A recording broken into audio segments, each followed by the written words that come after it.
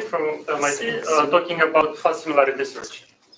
Fast similarity search, indeed. So yeah, so thanks for the invitation. So this is indeed a somewhat different take on a fast similarity search, right? So hopefully what this biometric framework means, it will become clear in a moment. This is a joint work with Heikki, who is not here, and Sandeep, who is here. Yeah, that's Sandeep. All right. Yeah, and this is a very recent work, right? So it's still work in progress. So if you have any questions or comments, just feel free to interrupt. Oh yeah, and that was okay. Good. So that's the accurate time, right? We assume. All right. Good. All right. So this is the plan for the talk, right? So this is about nearest neighbor search, right? And variations. So I will start from definitions, what the problem is, and what the approximate variants of these problems are, like both in theory and practice. Then I will describe one way of using nearest neighbor search as a component in a bigger system. It's called filtering or reranking. How many people have heard about stuff like this before? Okay, so maybe like about half, right? So I'm gonna define it more formally. And then I will focus on the novel part of this talk, right? Which is, how we can basically our recent work on, trying to improve over this re-ranking or filtering, right? Which is a de facto baseline in a bunch of applications. And we are gonna have both theoretical bounds and applications to text retrieval, right? So text retrieval is gonna be like the running application, right? In this talk. All right, but first things first, nearest neighbor search. It was defined already in this workshops. I'm just gonna do it very quickly, right? So you have a bunch of points, right? That are, let's say, endpoints that live in some metric space with the metric function d, right? That for any pair gives you the distance. And we'll focus on the static problem, right? So there are no insertions and deletions. We are just given this set of points. And the goal is to build a data structure, right, which takes a query point and then quickly reports the nearest point, right? So that's the nearest neighbor search, the exact version. So there are many applications of this problem. Some of them were already mentioned in this workshop, so I'm not gonna get into a survey. But as I mentioned earlier, there is a like one particular application that we focus in this work, and this is for text retrieval, right? So in this setting, these are points, are documents or text passages or paragraphs from Wikipedia and whatnot, right? So you can imagine, that there are lots of data sets out there, and the query is literally a query, right? So you ask the system a question, right? And it's supposed to give you the closest answer in the database, right? So you can think about basically this in the context of applications, right? Points are documents, query is a query, right? And you want to find relevant answers. All right, so this is the exact nearest neighbor problem, but as many of you know, like both in theory and practice, this is actually a pretty hard problem to solve. Right, so in theory, we can prove it under some strong assumptions. In practice, it's in practice.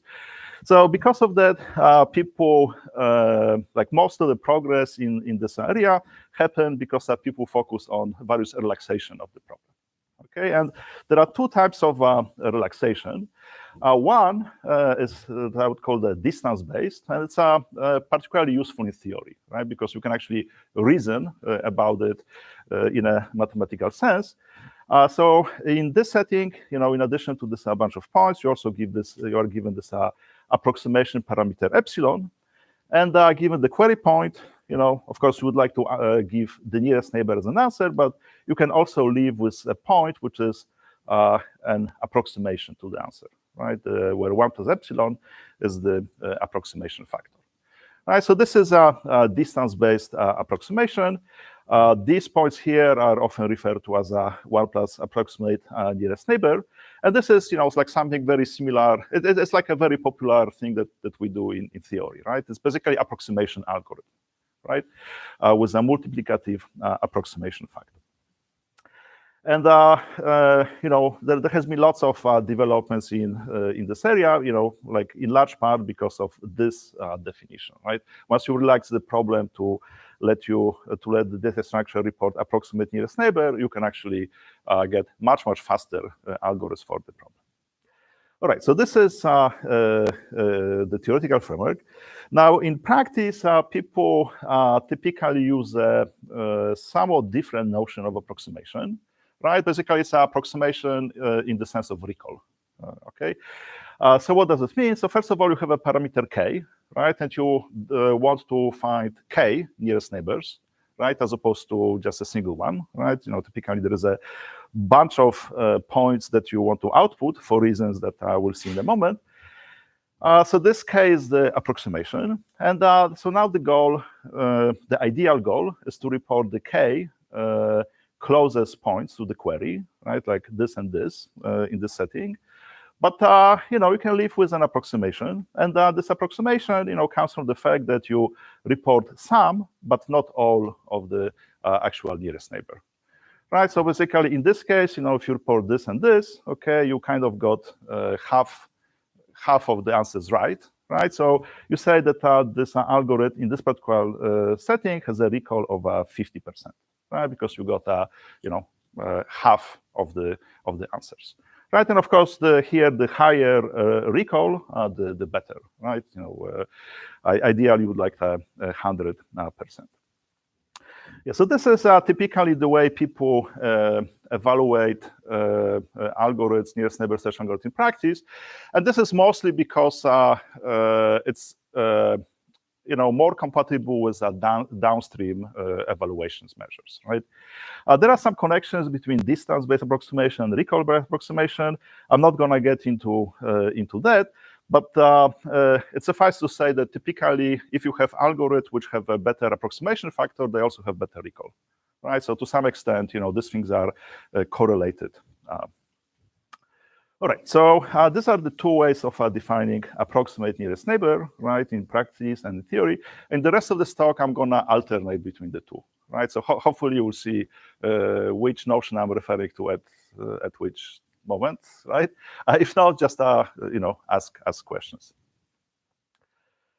All right, so this is the nearest neighbor. Now, like here, Vova yesterday said something that, hi Vova, that stuck with me. He said that sublinear algorithms are often an important component of a larger system, right? So there are two, very important keywords here.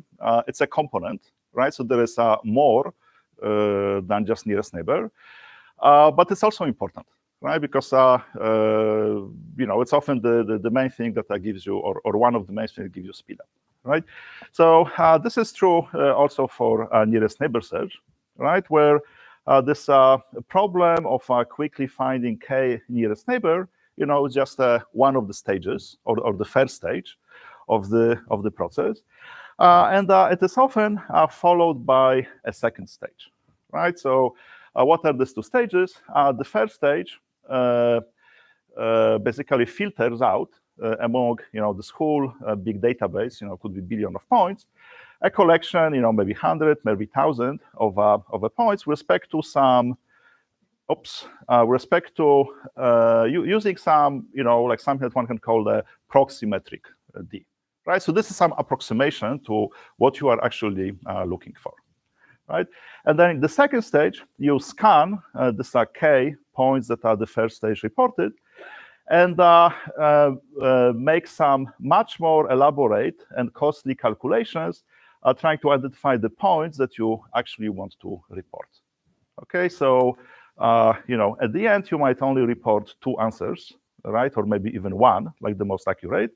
And this first stage is basically used as a like a cheap filter that helps you reduce the set of answers on which you apply this more expensive but also more accurate second stage metric. Right, so basically in this talk I will refer to the first metric as a proxy metric. Right, so this is something which is efficient cheap to compute, but are also less accurate, right? It's basically, as the name suggests, proxy. And capital D is the, I'm going to call it a ground truth metric, which is much more accurate, right? It actually, does what you really want, but it's also much more expensive, okay? And so pictorially, you can think about this, as some sort of a simple subroutine, right? And this is much more powerful subroutine, right? Much more accurate, but also you have to feed this thing, right? So it's much more costly. So what are the specific examples? Like I'm gonna give you a more specific examples later, like in the particular context of a text retrieval. But another way of thinking about it is that this approximately could be just a sketch of the metric that you really want, right? So I think Eric mentioned Earth over distance. Did you mention Earth over distance? Oh, Raj mentioned Earth over distance. All right, yeah. So you could imagine that you really want to solve the nearest neighbor problem, and oops, what have I done? Okay, that you really want to solve nearest neighbor search under Earth mover distance, right? That this is like a much more accurate way of measuring dissimilarity. But in the first stage, you simply use a sketch of the Earth mover distance, right? And in fact, like some of the most efficient ways of searching for under Earth mover distance, first apply, fast proxy metric, some sort of a sketch, and then you apply some more costly ways of computing it. All right, so this is often referred to as filtering or reranking, right? So you get some answers and then you re-rank them, or you just just output the top items according to the rank. And like these, the cost of these two metrics actually could be quite different. So like in the later in this talk, I will give examples where there is a very big gap between this cost, right? They can differ by 2-3 orders of magnitude or even more, right? So you can think that these pictures are up to scale, okay? This metric here could be actually 3 orders of magnitude more costly to compute. All right, so why do people do it? I mean, it's kind of clear from what I described, right? The reason why people do it is because you don't want to apply this big expensive metric directly on the whole database. If you apply it on a subset that you pre-select, you get a much faster algorithm. And also another benefit is that the preprocessing, right, the building of the data structure, is done on the proxy metric, which makes it much cheaper. And also it means that you don't have to change it if this metric here evolves, right? So for example, this metric here, you might not even have an oracle locally, right? That might involve an API call to some LLM, right, that evaluates the distance. And of course, this can change in a way that you cannot predict. But like you don't have to monitor this change, right? You just build your data structure for your proxy metric, right? Which is your local thing, right? And it doesn't change if this changes. All right, so these are the pros. However, there are also drawbacks. And one of the drawbacks is the accuracy, which is that whatever output you get is limited by the quality of this filtering process. Right, so so for example, like suppose that this metric and this metric differ by a factor of c, right? Like this distortion, like think 2 or 3 or something like that. Then this whole process cannot give you anything better than C approximation, right? Because just at this stage you might lose the true nearest neighbor. You might only keep the C approximate nearest neighbor, and no matter what you do, no matter how powerful this metric is here, the best thing you can report is a C approximation, right?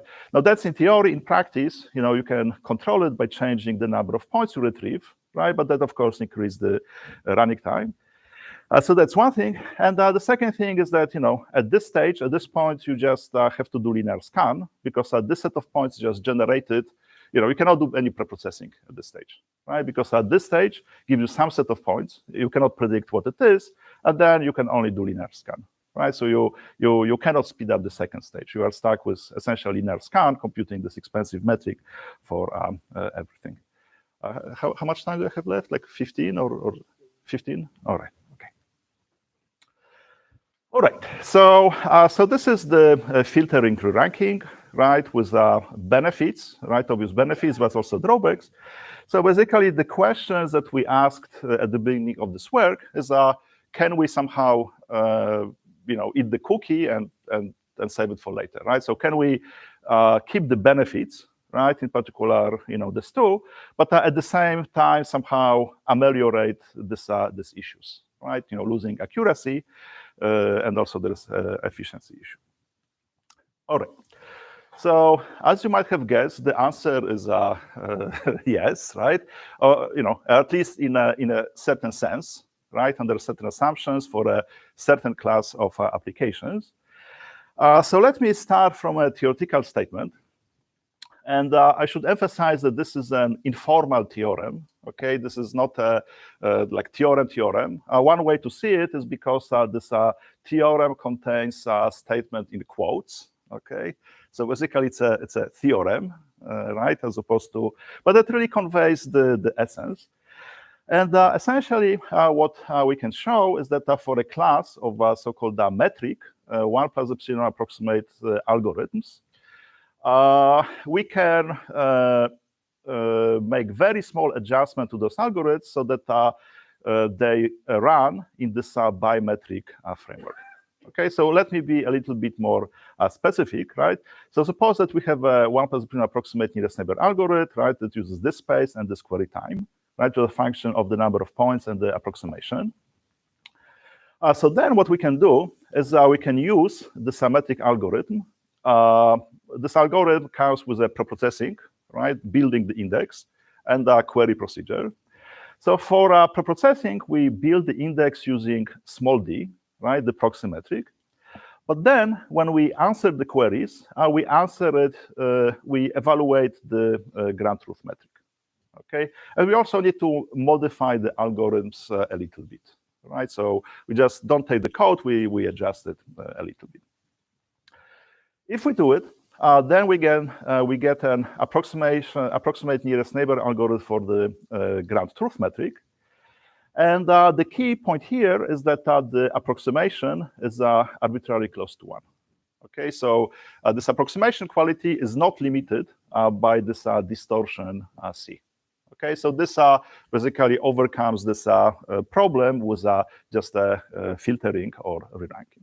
Now, of course, we have to pay for it somewhere, right? And we pay it in space and the query time, right? Because we have to now run it with a better accuracy parameter, right? So epsilon, let's say epsilon over C, right? But we are not paying it in the approximation factor. Okay, so that's the informal theorem. Now let's try to make this theorem a little bit more formal, right? So first I have to say what the symmetric algorithms are.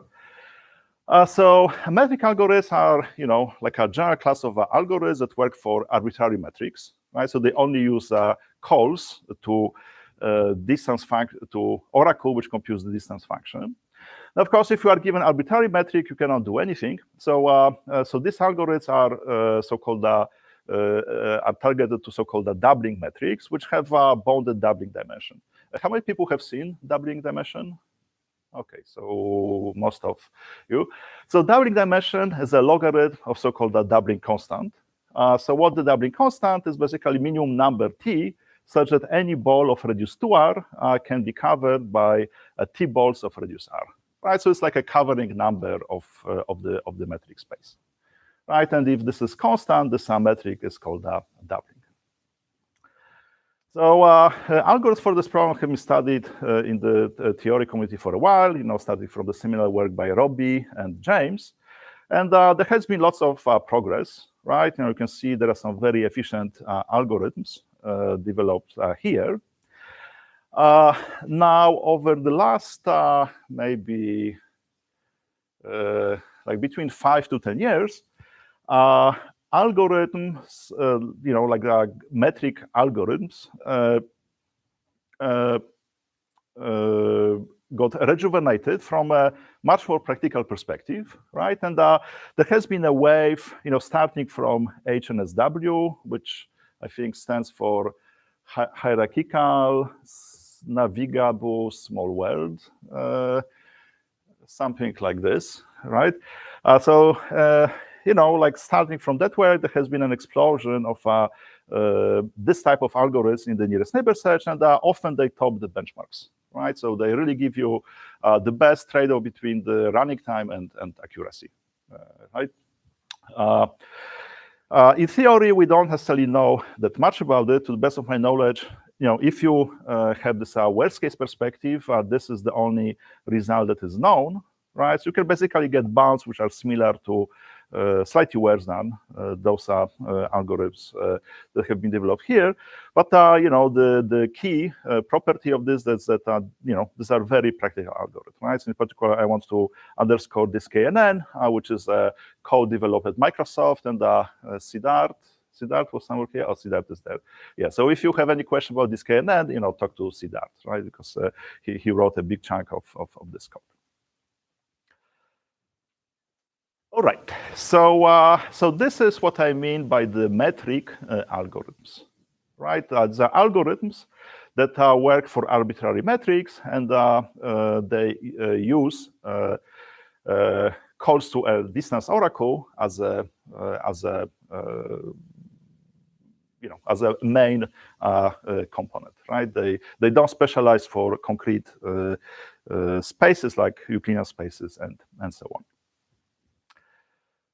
All right, so this is what I mean by metric algorithms, right? And in particular, in this paper, we focus on two of them. DiskANN is one of them, I already mentioned it, and the other was Cover Tree by Beigel-Zimmer, Kakad, and Langford, which has a nice property that the space is only linear in N, right? So there are no extra factors in front of it. All right, so with this explanation, I can state the results that we prove in the paper more formally.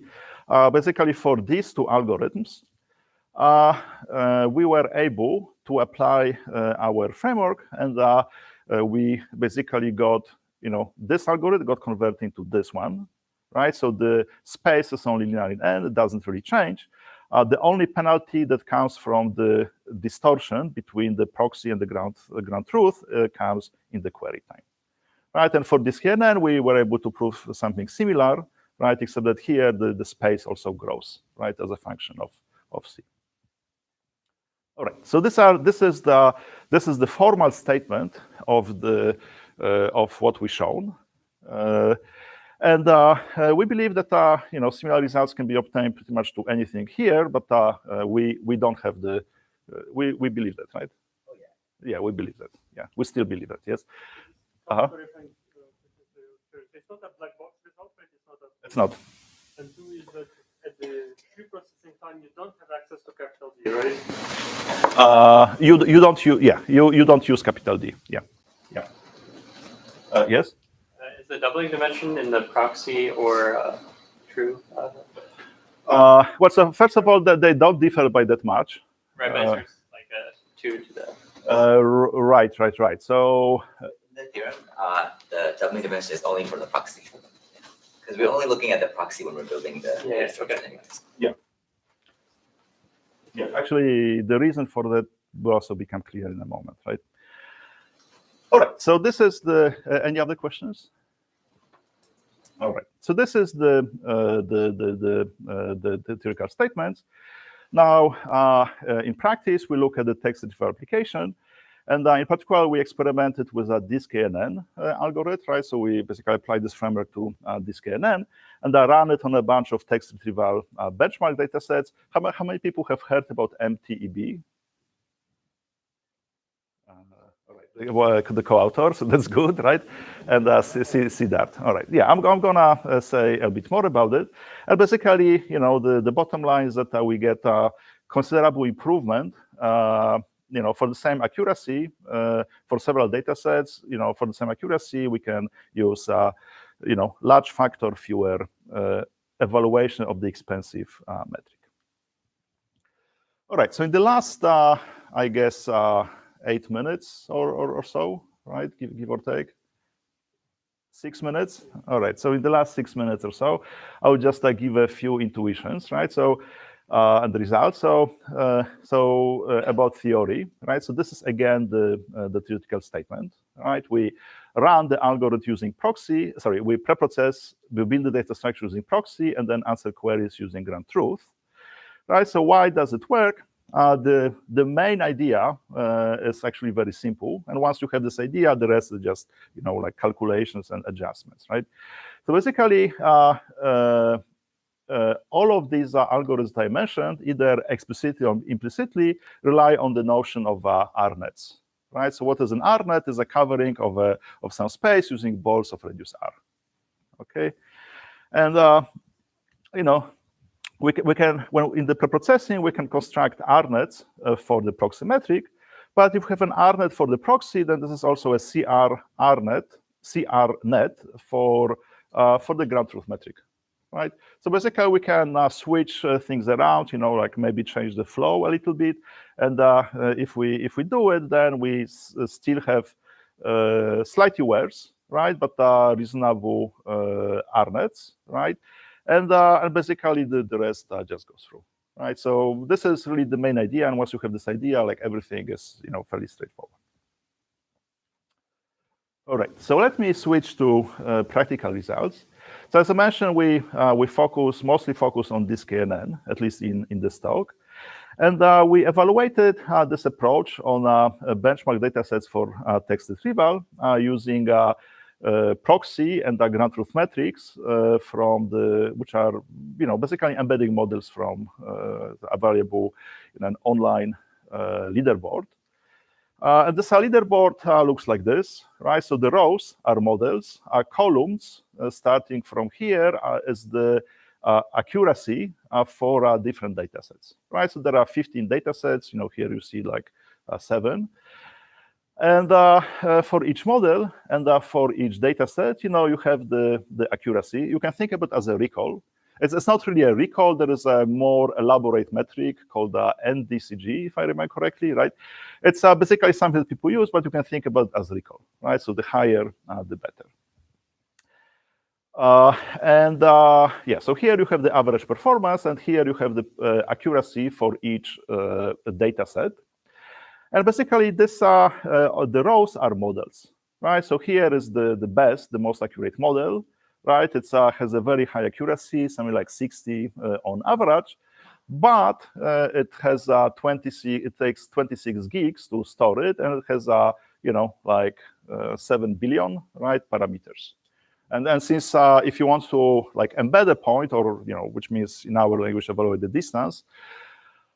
Since to do it, you need to evaluate the whole thing, right? You can think about the running time as proportional to this number. Okay, so this is one of those very expensive but very accurate models, right? And then you go down, right? And like somewhere in this list, there's like over 100 models.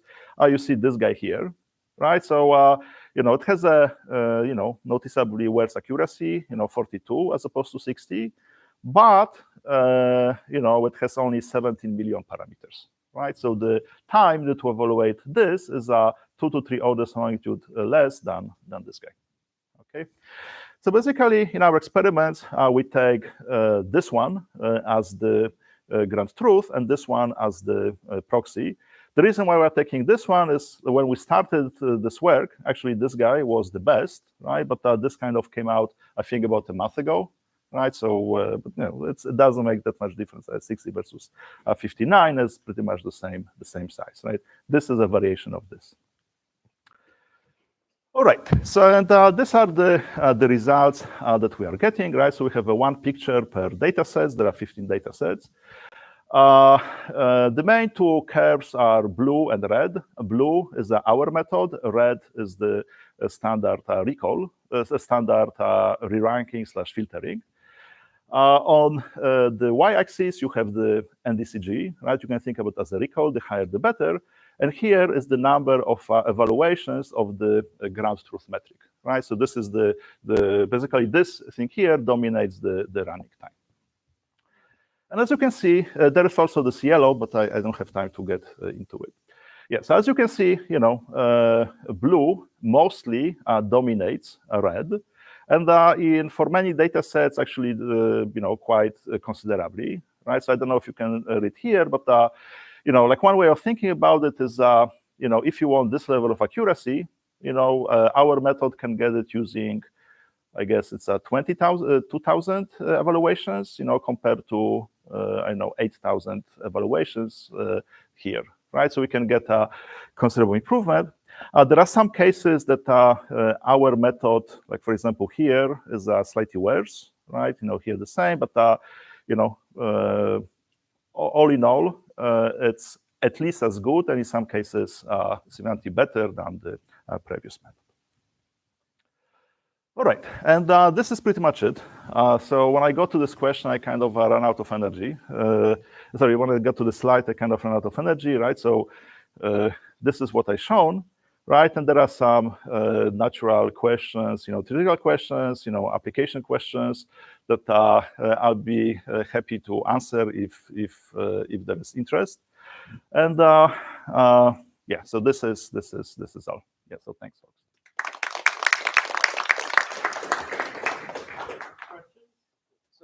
Just the previous slide, the C, capital C that you use, first of all, you need in the algorithm, and in the experiments, what do you use C as the ratio of the two scores? The previous, yeah. Oh, I see here. So by C, you mean the distortion? Yeah. Oh, I see. So yeah, at this point, I have no idea what the capital C is, right? So basically, what we do is we take we apply this framework to create an algorithm, right? And then we just evaluate this algorithm, with respect to recall as a function of the distance computation, right? So like whatever parameter calculation was there, we kind of throw it out of the window at this point. But in the theory, like, you don't need to know C. Yes, so you don't need to know C. C is just in the analysis. C is, well, I mean, you kind of need to know C, depends on the algorithm, right? Because sometimes C affects the space, right? So then you need to know how big, you need to know by how much you scale, right? So Epsilon over C something. So then what do you do in the experiment? You just choose a space. In the experiment, I mean, we just take DiskANN with whatever parameters it comes with, right? And yeah, and we just like we modify this algorithm a little bit, right? So I didn't get to it, but there is a benefit of using the proxy metric during the query time a little bit, right? I mean, this is fine in our framework, right? And it costs us almost nothing, right? But it helps us quickly zoom into somewhere, basically it improves the starting point, right? And then we run the capital D. Yeah. But at this point, it's basically an standalone algorithm, right? I don't know if I answered the question, but like all the calculations of the parameters in this experiments, go out of the window, right? We just run DiskANN with standard parameters, whatever it comes with. For your last slide, even before answering the questions, can you state what the questions are? For the last slide, what are the interesting open questions here? Sure. Yeah. So yeah, in theory, it would be very nice to have an actual, theorem as opposed to like a framework and then case-by-case analysis, right? I mean, it's a little tricky because I mean, it's very hard to come up with a theorem that works for arbitrary set of data structures, right? But these are not general data structures. These are data structures that only use the distance function, right? So maybe there is some some general theorem that one can prove, right? As opposed to just, going one by one, looking at the proofs, changing parameters, shifting things around, right? So that's a definitely interesting question.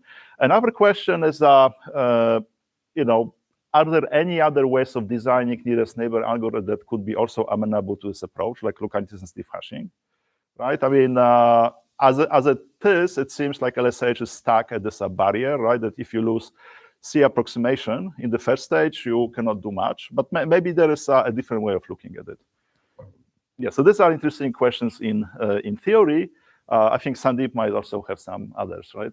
I have an interesting application question, which is like, I think it's an interesting theory question also. So the motivation is, let's say you have two sets of books. Motivation, okay. One written in English, the other written in Spanish. You get these books and you want to find a matching, right? So ideally, right, you compute this like very expensive similarity between two books. Like maybe someone goes and reads them, right? And figures out, hey, this is a Harry Potter in English and Spanish, they should go together. So the question is like, can you solve some sort of matching problem under this, general framework of having expensive distance and a cheap distance? So maybe a cheap distance, you just look at, word frequencies of, Potter or something. I don't know, like that, or a very cheap embedding from a very small model. And that's like an interesting question. Yeah, so this is one application. Another application. So, like the previous time I gave a talk, one of the folks in the audience mentioned that there is a retro system. It's a LLM was augmented with the retrieval, right, which is nearest neighbor to get the data, which is then aggregated. So apparently, when that system is being trained, the nearest neighbor component is frozen. Right, basically the weights don't change, and doesn't change because if you actually change the embeddings, then you change not only you change the whole data set, right? Which in our language basically means that you change the metric, right?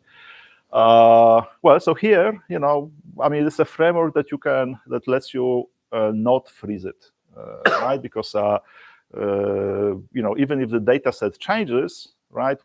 This means that the metric changes. I mean, you can actually run the new metric during the query time, but you don't have to use it during the preprocessing time, right? So you keep the same indexing. You essentially freeze the index, but you don't have to freeze the nearest neighbor search, right? Now, that's not the only reason why they freeze it. There are some also other reasons, right? But it gives you like more capability, right? So looking at it would be also interesting. Any other questions? If not, let's thank Piotr again. Thank you.